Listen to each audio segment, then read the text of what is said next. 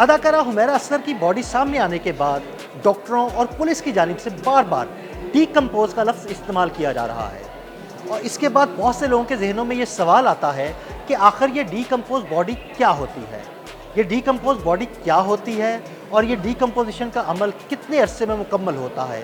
آئیے آپ کو تفصیل سے بتاتے ہیں۔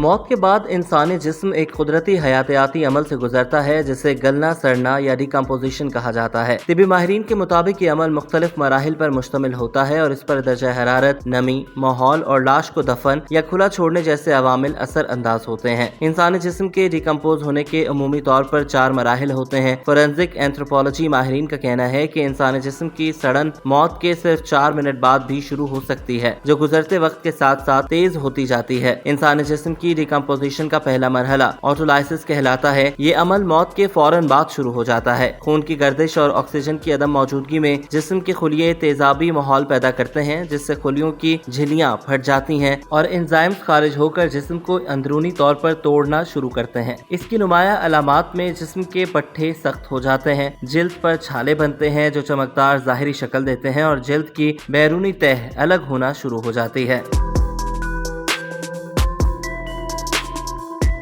ڈیکمپوزیشن کا دوسرا مرحلہ پھولنا یا بلاٹ کہلاتا ہے۔ اس مرحلے میں جسم میں موجود بیکٹیریا گیس پیدا کرتے ہیں جو جسم کو پھلا دیتی ہے۔ سلفر مرکبات کی وجہ سے جلد کا رنگ بدلتا ہے اور لاش سے شدید بدبو پیدا ہوتی ہے جو کیڑے مکوڑوں کو اپنی طرف متوجہ کرتی ہے۔ اس کی نمایاں علامات میں جسم کا سائز دگنا ہونا، شدید بدبو اور کیڑوں کی سرگرمی کا آغاز شامل ہیں۔ تیسرے مرحلے کو فعال سڑن یا ایکٹیو ڈیکے کہتے ہیں۔ اس مرحلے میں جسم کے نرم اعضاء گلنے لگتے ہیں اور جسم کا وزن تیزی سے کم ہوتا ہے۔ مائع مادہ ناک، منہ یا جسم کے دیگر سوراخوں سے بہنے لگتا ہے۔ جلد، پٹھے اور اندرونی اعضاء مائع کی شکل اختیار کر لیتے ہیں، صرف ہڈیاں، بال اور کارٹلیج باقی رہ جاتے ہیں۔ چوتھے مرحلے کو اسکیلیٹنائزیشن کہتے ہیں۔ اس مرحلے میں تمام نامیاتی مادہ بشمول کولیجن گل جاتا ہے اور صرف ہڈیوں کا ڈھانچہ باقی رہ جاتا ہے۔ یہ عمل ماحول کے مطابق مختلف وقت لے سکتا ہے۔ ڈیکمپوزیشن کا عمومی وقت مختلف ہو سکتا ہے۔ 24 سے 72 گھنٹوں کے اندر جسم کے اندرونی اعضاء کے گلنے کا آغاز ہوتا ہے، پھر 3 سے 5 دن کے اندر جسم پھولنا اور منہ اور ناک سے جھاگ نکلنا شروع ہو جاتی ہے۔ 8 سے 10 دن کے اندر پیٹ میں گیس جمع ہونا شروع ہو جاتی ہے۔ چند ہفتوں بعد ناخن اور دانت ڈھیلے ہونا شروع ہو جاتے ہیں اور چند ماہ بعد جسم مکمل طور پر مائع میں تبدیل ہو جاتا ہے۔